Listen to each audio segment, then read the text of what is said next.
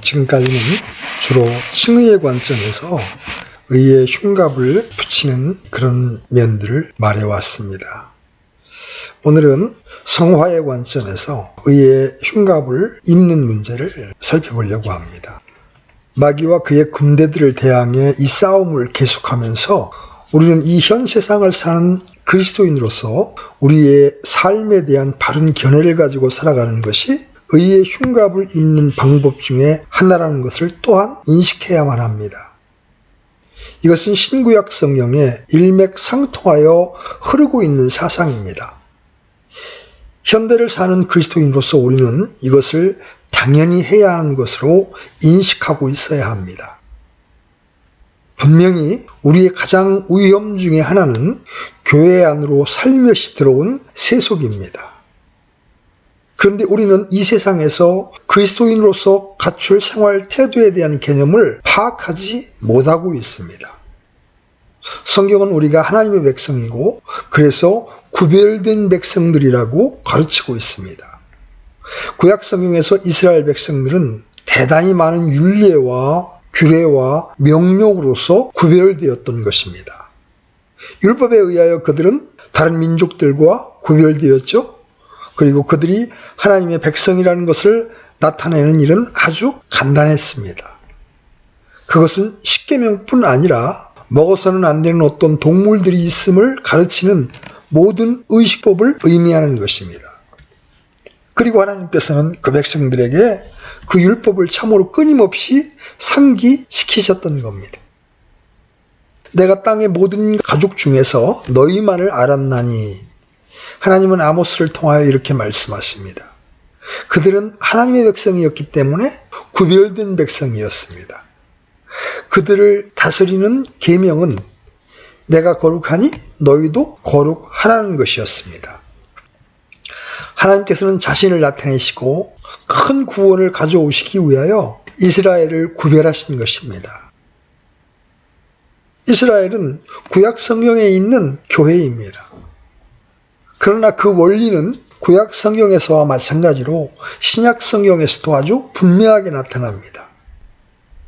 그리스도인을 정의해 본다면 그는 자신에 대하여 새로운 견해를 가지고 있다는 하나의 이유 때문에 이 현 세상에 대하여 다른 모든 사람들과는 전혀 다른 견해를 가지고 있는 사람입니다.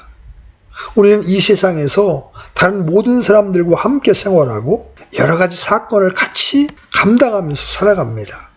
그러나 비록 우리가 세상에 있을지라도 세상에 속하지는 않습니다. 그러나 마귀가 이 세상에서 살아가고 있는 우리를 대적하고 있기 때문에 그와 싸우는 일이 우리의 가장 큰 문제입니다. 만일 우리가 마귀를 대적하려 한다면 세상을 이기는 승리는 이것이니 곧 우리의 믿음이라고 사도 요한이 말한 바와 같이 세상을 있는 그대로 보아야만 한다는 것을 깨달아야 합니다. 성경에 있는 세상이라는 말은 물론 물질적인 세계를 의미하는 것이 아니며 그것은 세상에 있는 사람들을 의미하는 것도 아닙니다. 그것은 마귀에 의하여 조직된 하나님을 대적하는 인간들의 세계를 의미합니다. 즉 그것은 마귀가 지배하는 세상을 의미합니다. 사도 바울은 고린도후서 4장에서 마귀를 이 세상의 신이라고 이야기하고 있습니다. 에베소 2장 2절에서는 마귀를 공중의 권세 잡은 자 곧 지금 불순종의 아들들 가운데 역사하는 영이라고 부르고 있습니다. 마귀는 사악한 세상의 안팎을 지배하고 있습니다. 우리는 이 점을 알아야 합니다. 궁극적으로 우리의 위치는 우리 주님께서 친히 십자가에서 돌아가시기 직전에 자기 백성들을 위하여 마지막 중보의 기도를 드릴 때 가르쳐준 것에 기초하고 있는 것입니다. 그것은 요한복음 17장에 다음과 같이 기록되어 있습니다. 내가 그들을 위하여 기도하나이다. 내가 세상을 위해 기도하지 아니하고 아버지께서 내게 주신 자들을 위하여 기도하오니 그들은 아버지의 것이니이다. 주님은 근본적인 구분을 짓고 계십니다. 주님은 세상을 위하여 기도하지 않으시고 주께서 떠난 후에 주님의 일을 그들을 통하여 계속하시려고 당신의 대리인을 삼기 위하여 이 세상에서 불러내신 자들을 위해서만 기도하시는 것입니다. 주님은 계속하여 기도하십니다. 내가 아버지의 말씀을 그들에게 주매 세상이 그들을 미워하여 싸우니 이는 내가 세상에 속하지 아니한 것 같이 그들도 세상에 속하지 아니하기 때문입니다. 나는 아버지께서 그들을 세상에서 데려가시라고 기도하지 아니하오며 다만 그들을 악에서 지켜주시라고 기도하나이다. 내가 세상에 속하지 아니한 것 같이 그들도 세상에 속하지 아니하나이다. 주님은 이제 이 제자들이 막 떠나려고 하고 있습니다. 주님은 그들의 무지를 알고 계셨습니다. 즉 그들이 무엇이 닥쳐오는가를 알지 못하고 또 주님께서 아시는 것처럼 마귀를 알지 못합니다. 주님께서 아시는 것처럼 세상을 알지도 못합니다. 그 점을 주님은 알고 계셨습니다. 그래서 주님은 아버지께서 그들을 지켜주시라고 기도하신 것입니다. 이곳에 있는 동안에는 내가 세상에 속하지 아니한 것 같이 그들도 세상에 속하지 아니하나이다. 아버지의 진리로 그들을 거룩히 구별하옵소서. 아버지의 말씀은 진리이다. 제자들은 세상을 대적하는 이 큰 싸움에 종사하게 될 것입니다. 그래서 그들은 거룩히 구별될 필요가 있습니다. 이와 똑같은 가르침을 우리는 모든 서신서에서 발견할 수 있습니다. 우리는 그것을 에베소 5장 8절에서 볼 수 있습니다. 너희가 한때는 어둠이었으나 이제는 주 안에서 빛이니 빛의 자녀들로서 걸으라. 사도 바울은 이렇게 말합니다. 여러분 더 이상 옛날의 여러분이 아니며 더 이상 어둠이 아니고 빛이며 더 이상 세상에 속하지 않고 하나님의 교회에 속해 있다고 사도는 말하고 있습니다. 이런 큰 변화가 일어난 것입니다. 그는 빌립보 교회에 편지를 쓰면서 그것을 설명하고 있는 방법을 관찰해 보십시오. 오직 우리의 생활 방식은 하늘에 있는지라. 우리가 비록 이 세상에 살며 어떤 의미에서는 여전히 이 세상의 시민이지만 우리의 진짜 시민권은 하늘에 있는 것입니다. 그곳이 우리가 소속된 곳입니다. 다시 말하면 우리는 이 세상에 속해 있지 않습니다. 하늘이 우리의 고향이고 우리의 나라입니다. 우리의 최종적인 시민권은 그곳에 있습니다. 하늘나라는 우리가 제일 먼저 충성을 바쳐야 할 곳입니다. 히브리서 11장에는 하나님의 백성들에 대하여 다음과 같이 기록되어 있습니다. 그들은 땅에서는 자기들이 나그네요 순례자라고 고백하였으니 이것은 여러 세대에 걸친 믿음의 위대한 용사들에 대한 표현입니다. 그것은 아벨, 아브라함, 이삭, 야곱, 모세, 다윗과 같은 사람들의 위대한 특징입니다. 그들은 이 세상에서의 삶을 그와 같이 본 것입니다. 그들은 세상에서 살았고 세상에서 그들의 역할을 다했습니다. 그러나 그들은 결코 세상에 속하지 않고 구별되었던 것입니다. 그들은 자기들이 나그네요 순례자일 뿐이라는 것을 알았습니다. 그들은 이 세상에 정착하지 않았으며 이 세상을 위하여 살지 않았습니다. 그들은 자기 역할을 다하였고 자기를 격리시키지 않았으며 세상 밖으로 나가지도 않았습니다. 그러나 그들은 세상을 위하여 살지 않았으며 그들은 세상에 의하여 제한을 받지 않았습니다. 오로지 세상 저편을 바라보았습니다. 즉 그들은 하나님께서 건축하시고 만드신 도성을 바라본 것입니다. 이와 마찬가지로 사도 베드로도 그리스도인들에게 보내는 그의 편지에서 다음과 같이 호소하고 있는 것을 볼 수 있습니다. 극진히 사랑하는 자들아 나그네와 순례자인 너희에게 내가 간청하노니 혼을 대적하여 싸우는 육체의 정욕들을 삼가라. 이방인들 가운데서 너희 행실을 정직하게 하라. 이것은 그들이 너희더러 악을 행하는 자라고 비방하다가도 자기들이 바라볼 너희의 선한 행위들로 인해 돌아보시는 그날에 하나님께 영광을 돌리게 하려 함이라. 저는 의의 흉갑을 붙이는 데 있어서 필수적인 일은 이것을 깨닫는 데서 출발해야 한다는 것을 강조하고자 합니다. 만일 여러분이 이 세상에 매혹되어 세상의 지배를 받는다면 여러분은 실패하게 되는 것입니다. 사도 요한은 세상도 그것의 정욕도 사라지되 오직 하나님의 뜻을 행하는 자는 영원토록 거하느니라 이렇게 말씀하고 있습니다. 그러므로 우리는 이 세상의 삶의 모든 구조가 그리스도인인 우리를 대적하고 있다는 이 인식에서부터 출발해야 하는 것입니다. 우리가 아침마다 보는 신문이야말로 이 세상의 마음의 완전한 표현이죠. 신문이 무엇을 이야기하며 무엇을 가르치며 무엇을 암시하는가를 보십시오. 신문에서의 삶의 표현을 보십시오. 그리고 그것들이 무엇을 변화하고 있는가를 보십시오.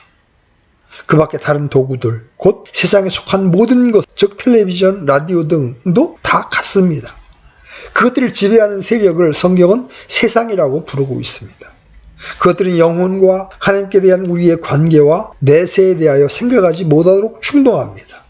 그것들은 모두 세속적이며 현세적이고 물질적이며 육체에 속한 것들입니다. 그리고 세상은 성경을 싫어합니다. 세상은 하나님을 거역합니다. 여러분은 그 증거를 얻기 위하여 중국에 갈 필요가 없습니다. 왜냐하면 신문에서 그것을 볼 수 있기 때문입니다.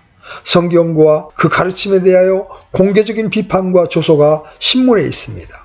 세상은 끊임없이 그렇게 행동합니다. 오늘날 세상의 유명한 사람들의 대부분은 바로 이 일을 자행하고 있습니다. 그런 것이 세상입니다. 만일 우리가 이 일들을 깨닫지 못한다면 우리는 이미 패배한 것입니다. 그리스도인은 세상이 자기를 대적하고 있다는 것과 마귀가 하나님의 백성을 거꾸로 트이고 혼란 속에 빠뜨리고 괴롭히고 유혹하려고 하나님의 백성과 하나님께서 자기 백성에게 기꺼이 주시려는 복 사이에 서서 눈에 보이는 것들을 사용하고 있다는 것을 깨달아야만 합니다. 우리가 이것을 깨닫는 것이 얼마나 더딘지 모릅니다. 세상이 너희를 미워하면 그것이 너희를 미워하기 전에 나를 미워한 줄 너희가 아느니라. 주님 이렇게 말씀하셨습니다. 그리고 놀라지 말라고 말씀하십니다. 세상은 주님을 미워했습니다. 그리고 주님은 종이 자기 주인보다 더 크지 못하다. 그들이 나를 핍박하였은즉 너희도 핍박하리라고 하셨습니다. 그리고 하나님의 백성은 항상 미움을 받아왔습니다. 히브리서 7장의 요점 가운데 하나는 세상이 하나님의 백성을 어떻게 대우하였는가를 보여주는 것입니다. 세상은 그들을 감당치 못하였습니다. 세상은 그들을 핍박하고 회방하였으며 미워했습니다. 그리고 세상은 교회 안으로도 들어올 수 있다는 것을 기억하십시오. 그렇게 교회 안으로 들어온 이름뿐인 그리스도인들은 진정한 성경 신자들을 박해합니다. 늘 성경 신자들은 박해를 받아왔고 아직도 박해를 받고 있습니다. 세상은 이렇게 말하고 있습니다. 종교는 좋은 것이다. 그러나 너무 깊이 빠져서는 안 되고 그것을 너무 심각하게 받아들여서도 안 되는 것이다. 진정한 기독교에 대해 세상의 한쪽에는 항상 이런 증오가 있는 것입니다. 그러므로 분명히 의의 흉갑을 붙이는 데 필수적인 부분은 여러분이 항상 깨어 있어야만 한다는 것과 신중히 행해야 한다는 것을 깨닫는 것입니다. 왜냐하면 시대가 악하기 때문입니다. 우리는 철저하게 우리를 반대하고 넘어뜨리려 하는 것에 포위되어 있습니다. 저는 공공연한 범죄만을 생각하고 있는 것은 아닙니다. 세속적이라 함은 눈에 띄는 법에만 국한되는 것이 아닙니다. 세속적이 된다는 것은 하나님과 그리스도를 멀리하고 거룩한 생활과는 담을 쌓는다는 것을 의미합니다. 매우 존경을 받으나 그리스도인이 아닐 수 있습니다. 그것이 세속적인 것의 본질입니다. 우리가 살고 있는 이 세상은 실은 우리의 세상이 아니라는 것을 알아야 합니다. 그리스도인으로서 우리는 세상에 사는 것이며 그 안에서 우리의 임무를 다해야만 하는 것입니다. 그러나 우리는 세상에 대해서 흥분해서는 안 되며 우리의 가장 큰 포부가 세상을 개혁하려는 것이어서는 안 됩니다. 우리에게 가장 소중한 것이 되어야 하는 것은 우리의 시민권이 하늘에 있다는 것입니다. 만일 우리가 참된 그리스도인이라면 이 세상은 참으로 개혁될 수 없다는 것을 압니다. 세상은 개혁될 수 없습니다. 왜냐하면 세상은 마귀의 세력과 지배하에 있기 때문입니다. 세상은 또한 하나님의 진노와 심판 아래 있으며 결국은 멸망하고야 말 것입니다. 그러므로 자기의 모든 생각이 세상을 더 좋은 곳으로 만드는 것이고 그런 계획이 자기를 그리스도인이 되게 하는 것이라고 생각하는 사람은 성경의 본질적인 가르침을 부정하고 있는 것입니다. 우리의 생활 방식은 하늘에 있는 것입니다. 세상은 이 세상의 신인 마귀의 지배하에 있습니다. 세상은 최후의 환난과 최후의 심판에 직면해 있을 뿐입니다. 의의 흉갑을 붙이십시오. 여러분이 살고 있는 세상의 상태를 깨달으십시오. 세상이 여러분에게 즐거움과 행복과 기쁨을 줄 것이라고 믿지 마십시오. 그러나 세상을 욕하지는 마십시오. 여러분의 눈은 항상 여러분이 속해 있는 하늘의 고향을 바라보아야 합니다. 위의 것을 생각하십시오. 우리는 이 문제를 한 단계 더 나아가서 생각해야 하며 우리가 가게 될 곳의 특성을 보다도 실제적으로 파악해야 합니다. 우리는 여행자이며 애국인과 나그네인 것입니다. 어떤 시인이 말한 바와 같이 세상은 여인숙입니다. 거기에서 우리는 밤을 지내고 아침에는 숙박비를 계산하고 다시 떠납니다. 우리는 이 세상을 통과하여 여행하고 있을 뿐입니다. 그러나 우리가 가는 곳이 어디이며 우리의 목적지의 본질이 어떤 것인가를 분명히 알아야 합니다. 이것은 성경 전체에서 볼 수 있는 주제입니다. 여행자나 나그네나 순례자는 분명히 자기가 가고 있는 목적지에 대해 제일 먼저 생각하는 것입니다. 그는 도중에 어떤 일들을 할 수 있습니다. 그러나 만일 여러분이 여행을 떠난다면 틀림없이 여러분의 목표는 목적지에 도착하는 것입니다. 그것은 이 세상에서 살아가는 그리스도인들의 삶에 대한 완벽한 묘사입니다. 그는 여행자입니다. 그러므로 그것은 그리스도인이 이 세상에 정착하지 않으며 여러분은 여행 그 자체에 관심이 있는 것은 아닙니다. 여행은 여러분이 도착하고자 하는 목표에 여러분을 데려다주는 수단일 뿐입니다. 그것은 이 세상에서 살아가는 그리스도인들의 삶에 대한 완벽한 묘사입니다. 그는 여행자입니다. 그러므로 그것은 그가 이 세상에 정착하지 않으며 그렇게 하려고도 하지 않고 애롭게 나아가야만 한다는 사실을 후회하지 않는다는 것을 의미합니다. 그는 도착하기를 갈망해야 하고 그래서 자기가 도착해야 할 곳을 끊임없이 상기하는 것입니다. 만일 그가 그곳에 도착하기를 바라지 않는다면 그것은 그곳을 향해 출발하지 않았다는 것을 뜻합니다. 이것은 의의 흉갑을 붙이는 일의 한 부분입니다. 곧 내가 어디에 와 있는가, 어디로 가고 있는가를 날마다 상기하는 그것입니다. 바울은 로마서 13장 11절에서부터 이것에 대해 설명하고 있습니다. 또 때를 알거니와 지금이 우리가 잠에서 깨어야 할 바로 그때이니 이는 지금 우리의 구원이 우리가 믿었을 때보다 더 가까이 있기 때문이라. 그가 말하고 있는 것은 우리가 출발했을 때보다 목표에 더 가까웠다는 것입니다. 우리의 구원이 처음 믿을 때보다 가까운 것입니다. 그리고 나서 바울은 덧붙이고 있습니다. 밤이 많이 지나고 낮이 가까이 왔으니 이 세상은 어둠의 장소요 밤의 장소입니다. 그리고 우리는 새벽을 향하여 낮 곧 하나님의 영원히 계속되는 낮을 향하여 나아가고 있는 것입니다. 이어서 바울의 권고가 나옵니다. 그러므로 우리가 어둠의 행위를 벗어버리고 빛의 갑옷을 입자. 낮에 하듯이 우리가 정직하게 걸으며 흥청거리거나 술 취하지 말고 침실을 더럽히거나 방탕하지 말며 다투거나 시기하지 말자. 다시 말하면 여러분은 자신에게 다음과 같이 말해야 합니다. 나는 여기에 속해 있지 않다. 나는 이 나라를 통과하고 있는 중이다. 이 나라는 밤이요 어둠이다. 나는 하늘나라를 향하여 빛을 향하여 하나님을 향하여 영광을 향하여 나아가고 있는 중이다. 시간이 자꾸 흐르고 있으니 나는 다가올 위대한 순간을 위해서 준비해야만 한다. 여러분이 이렇게 말할 때 여러분은 의의 흉갑을 붙이고 있는 것입니다. 그리스도인이 이 세상에 너무 많은 정력을 쏟고 있다는 것은 아주 잘못된 것입니다. 교회가 이 세상의 문제를 생각하는 것과 이 세상적인 문제를 결의하느라고 시간의 대부분을 허비하는 것은 어리석은 것입니다. 우리가 제일 먼저 해야 할 일은 저 세상을 위하여 준비하는 것입니다. 이 세상은 이미 정죄를 받았습니다. 하나님의 정죄 아래에 있습니다. 그러므로 이 세상은 개선되어질 수 없는 것입니다. 지난 수백 년 동안에 사람들이 세상을 개선해 보려고 얼마나 노력했는가를 상기해 보십시오. 그리고 성직자들과 교회의 지도자들이 얼마나 정책에 참여하여 왔는가를 생각해 보십시오. 그러나 교회와 세상의 현상을 보십시오. 이 세상에 가장 큰 덕을 끼친 사람들은 히브리서 11장에 나오는 인물들과 같은 사람들이었습니다. 그들은 자기들이 애국인과 나그네라는 것을 알았고 상주심을 바라보았던 자들입니다. 모세와 같은 사람은 파라오의 공주의 아들이라 불리는 것을 영광으로 생각하지 않았고 잠시 제약의 낙을 누리는 것보다 도리어 하나님의 백성과 함께 고난받을 각오를 하였습니다. 우리는 우리의 힘을 모두 이 실제적인 문제에만 쏟아야 하겠습니다. 우리는 우리가 확실히 믿는 이 진리를 실제로 활용해야만 합니다. 그렇게 함으로써 우리는 의의 흉갑을 붙이는 것입니다. 다른 많은 점에 있어서도 우리는 흉갑을 붙여야 합니다. 사도 요한은 요한일서 1장 5절에서 다음과 같이 분명하게 말하고 있습니다. 하나님은 빛이시요 그분 안에는 전혀 어두움이 없다는 것이라.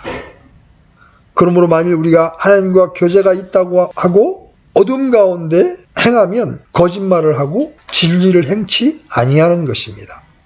사도가 말하고 있는 것은 만일 우리가 하나님과 교제를 갖는 신자라고 주장하면서 동시에 어둠 가운데 행한다면 우리 안에 진리가 없는 거짓말쟁이들이라고 말하고 있는 겁니다. 사도 요한은 2장에서 다시 이 주제에 대하여 계속 말하고 있습니다. 내가 그분을 아노라 하면서 그분의 명령들을 지키지 아니하는 자는 거짓말하는 자요 진리가 그 속에 있지 아니하되. 의의 흉갑을 붙인다는 것은 그러한 말씀의 참뜻을 깨닫는 것이며 어둠 가운데 행하는 것을 멈춤으로써 그것을 깨달았다는 것을 입증하는 것입니다. 우리가 지금까지 이야기해온 기독교 교리의 이런 면으로부터 어떤 실제적인 추론을 끌어내 볼까 합니다. 서신서에처럼 그러므로라는 말을 써서 그렇게 해보겠습니다. 사도 바울은 이 에베소서에서 이미 그렇게 하고 있습니다. 처음 3장에서는 교리를 설명하고 난 후에 4장을 다음과 같이 말함으로써 시작하고 있습니다. 그러므로 주의 갇힌 자 된 내가 너희에게 간청하노니 너희는 너희를 부르실 때에 허락하신 그 부르심에 합당하게 걷고. 그는 그들에게 교리를 상기시키고 있습니다. 즉 그러므로라는 말로서 그 교리를 실행하라고 말하고 있습니다. 사도 바울은 로마서 12장에서도 그와 같이 하고 있습니다. 그러므로 형제들아 내가 하나님의 긍휼을 힘입어 너희에게 간청하노니.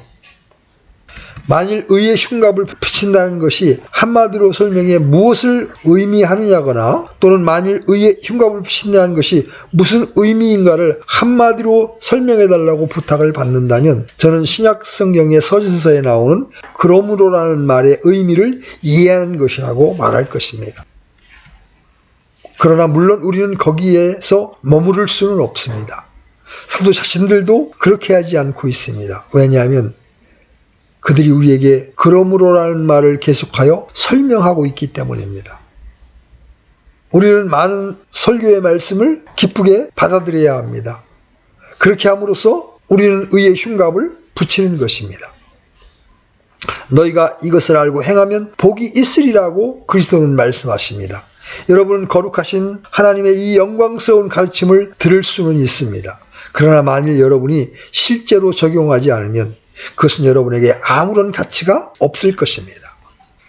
많은 그리스도인들이 이 일에 비참히 실패함으로 말미암아 그와 같은 불행한 처지에 있는 것입니다.